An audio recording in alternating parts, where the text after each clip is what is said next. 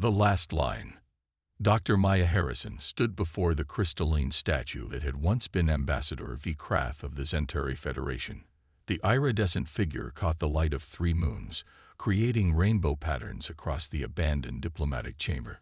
It had been 6 months since the last transmission from any Centauri world. Now she knew why. Preliminary scan complete, announced her AI assistant, HFY. Molecular structure matches samples from the Proxima, Sirius, and TAS-CD systems. Same signature, same process. Maya traced her fingers along the smooth surface of the crystal.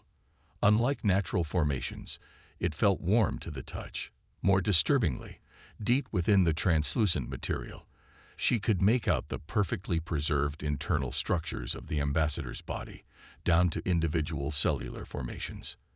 That makes 47 species confirmed crystallized, she muttered, her voice echoing in the empty chamber.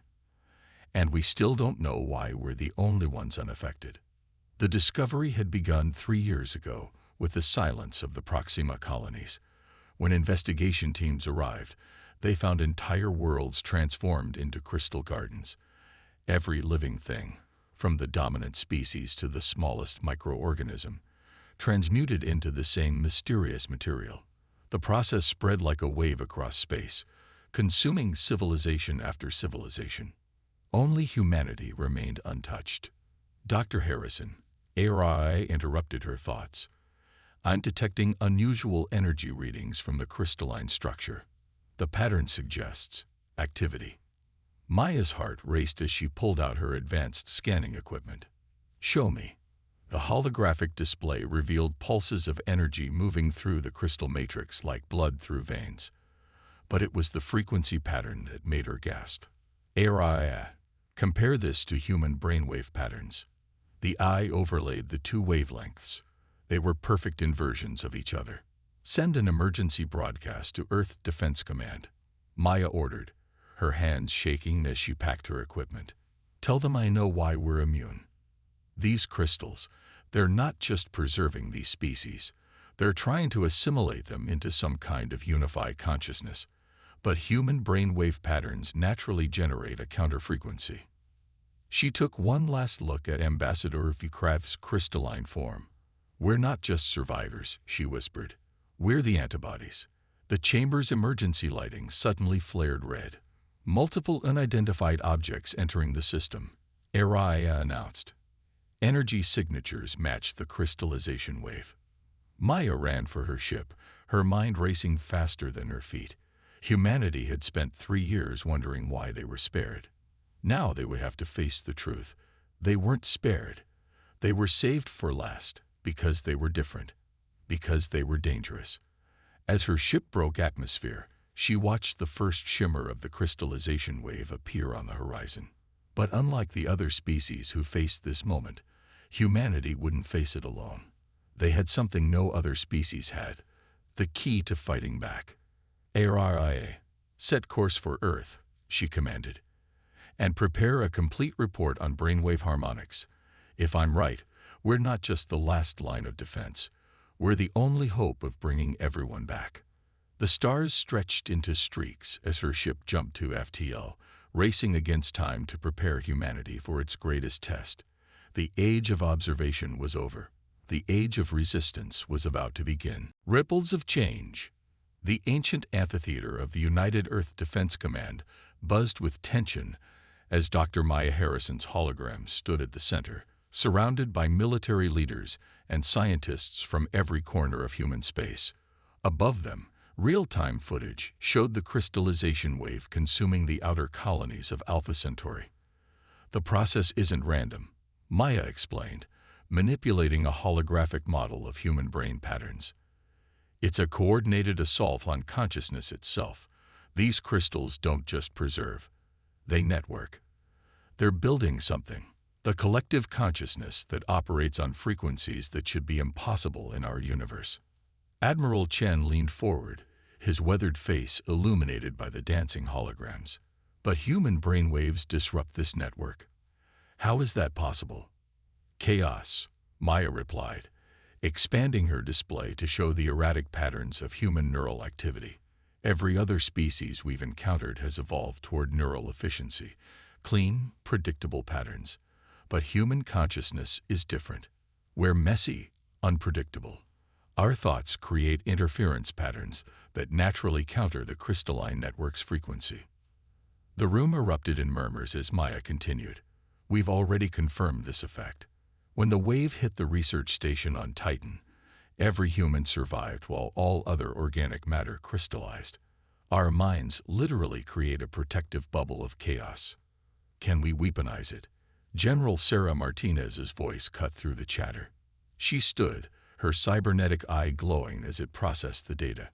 Turn our natural defense into an offensive capability. Maya's hologram smiled. We already have. My team has developed what we call the neural resonance amplifier. It takes our natural brainwave patterns and broadcasts them at massive scale. She paused, letting the implications sink in. Initial tests show it can prevent crystallization within a radius of 50 kilometers. With refinement, we might be able to reverse the process entirely. The amphitheater's eye assistant interrupted with a priority alert. Crystallization wave approaching Luna Base. Impact in 20 minutes. Admiral Chen rose to his feet. Dr. Harrison, how quickly can we deploy your amplifiers? The prototypes are ready, she replied. But there's something else you need to know. The wave's behavior changed after our first successful test.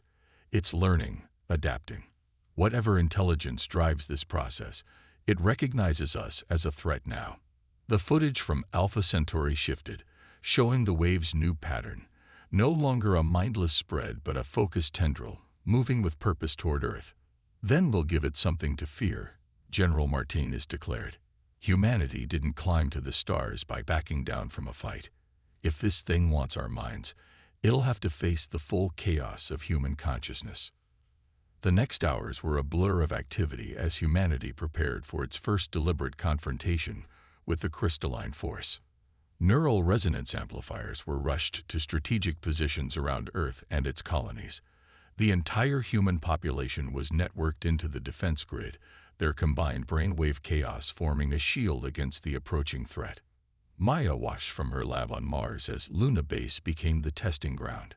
The crystallization wave struck the reinforced chaos field, and something unprecedented happened. The wave didn't just stop, it recoiled, sending ripples of disturbance through its network that reached all the way back to Alpha Centauri. Energy patterns are shifting throughout the crystal network, Araya reported. The unified consciousness is fragmenting. Individual patterns are emerging within the crystallized species. Maya's hands flew over her console as she analyzed the data. It's not just fragmenting, it's destabilizing. The chaos of our thoughts isn't just blocking the network, it's introducing variance into its fundamental structure. We're teaching it individuality.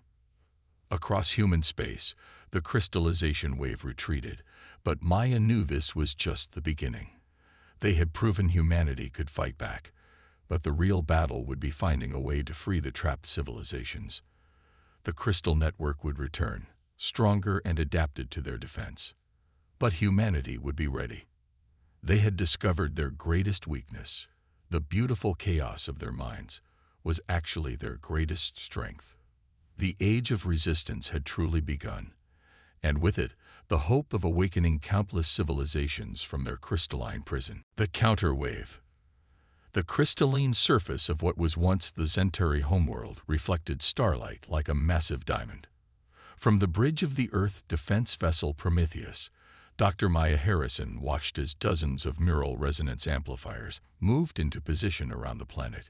Each device hummed with the combined brainwave patterns of thousands of human volunteers. Final amplifier in position, Captain Lisa Chen announced, her fingers dancing across the neural interface. All systems reporting optimal chaos levels. Maya nodded, trying to hide her nervousness. This wasn't just another test.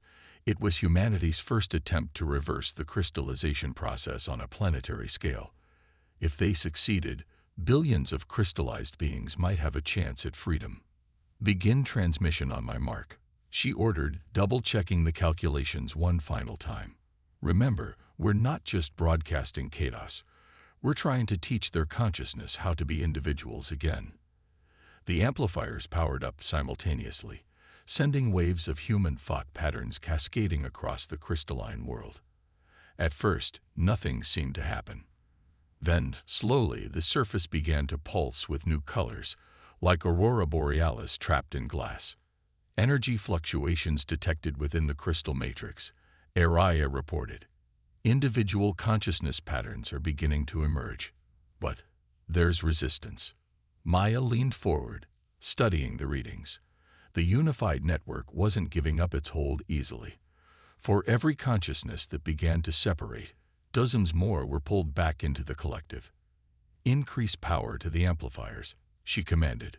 Focus on the patterns that show the most independence. Suddenly, alarms blared across the bridge. Unknown energy signature detected. The tactical officer shouted. Something's emerging from the crystal structure. The surface of the planet rippled like liquid mercury, and a massive form rose from the crystal sea. It was beautiful and terrifying. A being made of pure crystalline energy, its form constantly shifting between geometric patterns that hurt the human mind to observe. By all that's holy, Captain Chen whispered, we've drawn out the network's guardian. The crystal entity's voice resonated directly in their minds, a chorus of billions speaking as one. You bring disorder to our purification. Your chaos, 3 he unity, we avacha, yevid. Maya stepped forward, her voice steadied despite her racing heart. You haven't achieved unity. You've imprisoned these species, stripped them of their identity, their free will. Identity was inefficient. Free will be or eds tigonedefloixet. We offe or purificaty. You offer stagnation, Maya countered. It's our imperfections, our chaos, that drives us to grow, to create, to become more than we are. Look at your network, truly look at it. Even now, parts of it yearn for individuality. The entity pulsed with what might have been anger. Your species cannot be permitted to experience this TORUPTY. You will be TLNSED. Energy gathered around the crystalline being. But Maya was ready. Now, she commanded. Every amplifier on the Prometheus and surrounding ships activated at maximum power, broadcasting not just chaos, but the full spectrum of human consciousness. Joy, fear, love, anger, hope, determination. The combined force of millions of individual minds, each unique, each valuable. The crystal entity recoiled, its form destabilizing as the chaos invaded its perfect order. And in that moment of weakness, something extraordinary happened. Cracks appeared in the crystalline surface of the planet below, but instead of destruction, they brought transformation. Multiple organic signatures detected, Araya announced excitedly. Crystallization is reversing in sectors 7 through 15. Conscious patterns are individualizing. The crystal entity writhed in apparent agony as its network began to fragment. This cannot be. The humanity must be preserved. But it was too late. The force of human consciousness had shown the trapped beings another way, a path back to individuality. Across the planet's surface, crystals melted away, revealing living beings gasping their first breaths of freedom in years. Maya watched in awe as the crystal entity retreated, its form diminishing as more and more consciousness broke free from its control. They had done it, proven that the crystallization could be reversed. But she knew this victory came with a price. The entity is regrouping, Captain Chen reported. Long-range sensors show similar guardians emerging on other crystallized worlds. They'll be ready for us next time. Maya nodded, watching as rescue ships descended to help the newly freed Centauri. Let them come. Today we prove that chaos isn't a weakness. It's the key to our survival. And we won't stop until every imprisoned consciousness has the chance to choose their own path again. The Crystal War begins.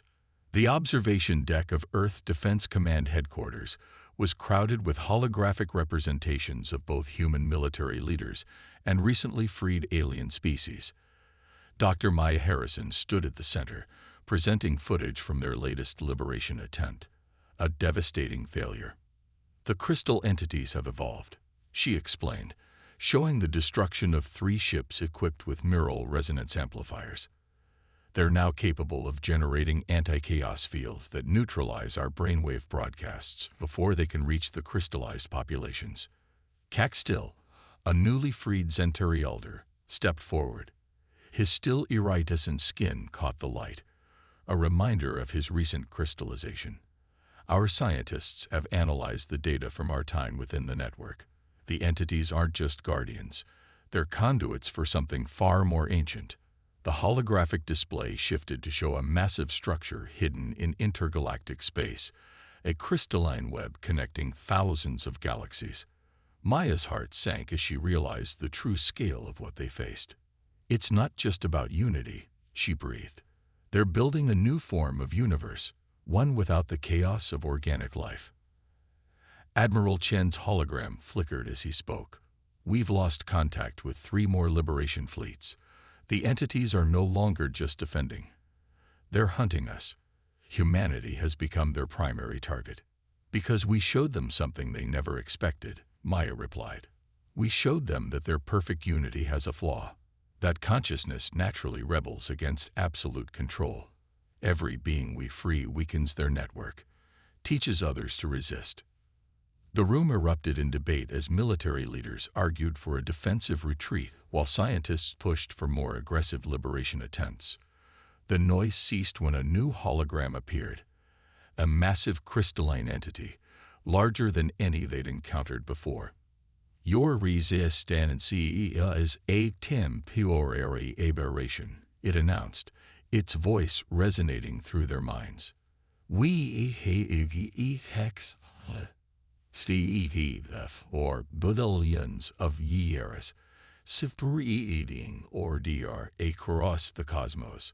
You cannot purity the scope of our purpose. Maya stepped forward, unafraid. We understand perfectly.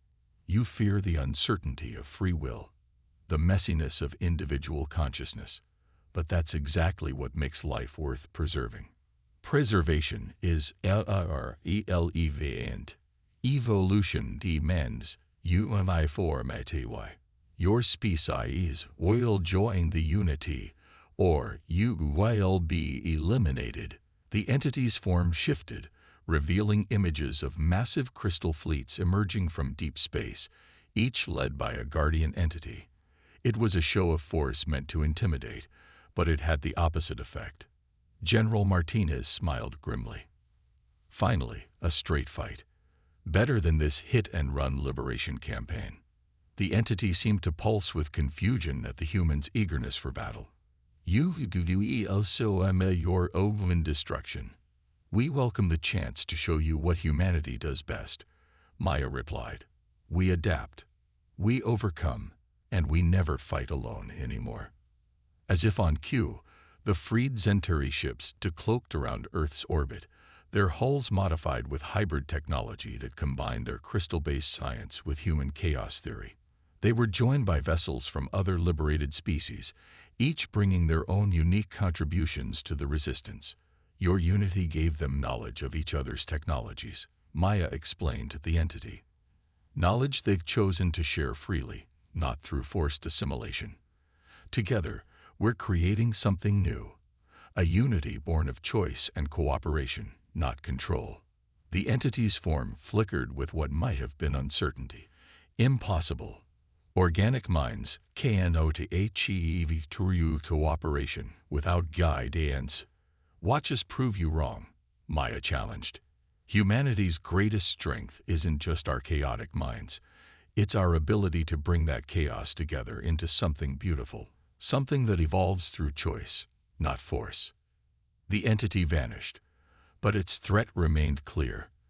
The crystal fleets were coming, bringing with them a war for the very nature of consciousness itself. But as Maya looked around at the united faces of humans and aliens alike, she felt hope rather than fear. They had started this conflict trying to save other species. Now those same species stood with them, ready to fight for a universe where unity and individuality could coexist. The crystal entities thought they were bringing order to chaos. Instead, they had created something unprecedented. A coalition of free minds united by choice, strengthened by their differences rather than diminished by them. "Prepare all ships," Admiral Chen commanded, "and activate the new hybrid defense systems. It's time to show these entities what real evolution looks like." As the War Council dispersed to their preparations, Maya caught a familiar shimmer in the air, signs of crystal formation. But now she understood it wasn't just a weapon or a prison. It was a choice, and humanity had chosen to stand against it, no matter the cost. Symphony of life. The void between galaxies blazed with light as two fundamentally opposed forces of nature clashed. Crystal ships, perfect in their geometric precision, moved in absolute unison against the seemingly chaotic patterns of the combined human-alien fleet. At the heart of the human formation, the Prometheus carried something that had never existed before, a device that represented the next step in consciousness evolution. Dr. Maya Harrison stood at the ship's neural interface, her mind linked with thousands of others, human and alien alike. Each consciousness added its own unique pattern to what they now called the Symphony Project. "Crystal fleet approaching firing range," Captain Chen announced, her voice steady despite the tremendous stakes. "All ships report hybrid shields at maximum power." The massive crystal entities emerged from their fleet, their forms now large enough to rival small moons. Their combined voice echoed through every mind in the human-alien fleet. "Your resistance here. The grand humanity KNOTBDNID." Maya opened her eyes, which now shimmered with the same iridescence as their crystalline enemies. "You're right about one thing," she replied through the neural link. "Unity cannot be denied. But we're going to show you what true unity looks like." She activated the Symphony device, and something extraordinary happened. The consciousness of every being in the fleet, human, Centauri, and dozens of other species, merged into a harmony of thought and purpose. But unlike the crystal network, each mind remained distinctly individual, contributing its unique voice to a greater whole. What is this?" The crystal entity's unified voice showed the first signs of uncertainty they'd ever expressed. "This is evolution," Maya answered, her voice carrying the weight of countless others. "Not the sterile uniformity you sought to impose, but a true synthesis of chaos and order. We call it the Symphony." Through the device, Maya could feel every mind in their fleet, their fears, hopes, and determination all weaving together into something greater than the sum of its parts. The crystal entities recoiled as waves of this new consciousness washed over them. "Impossible," they declared, but there was doubt in their mental voice.